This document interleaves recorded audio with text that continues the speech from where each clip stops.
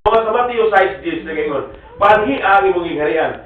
Pagabuhaton na unta ang imong pagkamubuton dinhi sa yuta, maingon man sa langit.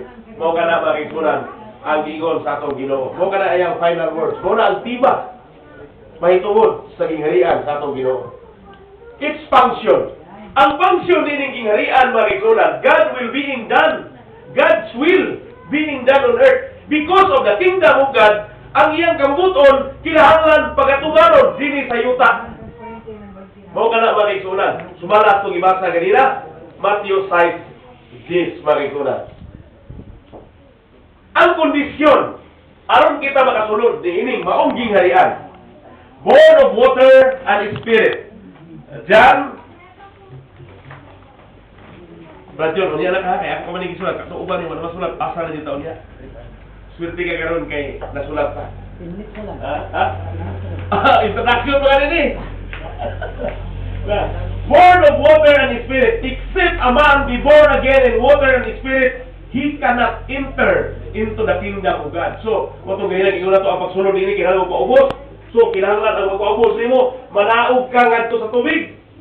Magpakatao ka sa tubig o espiritu. Makikuna John 3:35. Dayon, ang kondisyon sa pagsulod nini, kailangan walihan ka sa pulong sa Dios, gabo ang binhi. Nourishing environment, mo kining believing, obedient heart, makikuna. John 1:12. Okay.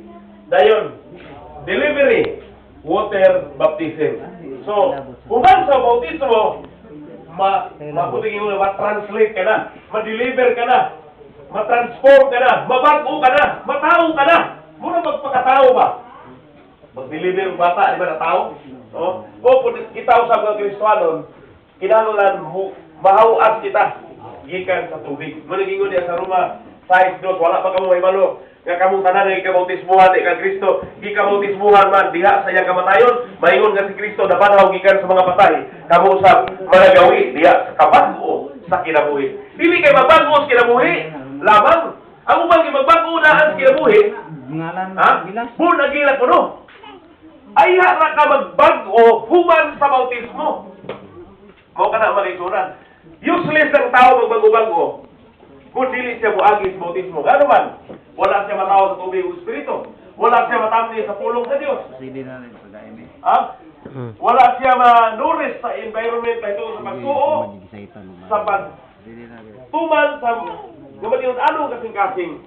Kung wala siya mahawak gikan sa tubig, wala siya mataw gikan sa tubig. Okay, lista na lang ang versikulo mga iglunan. O kamo na lang ang magdugang niya explain sa iyo kung ganito ang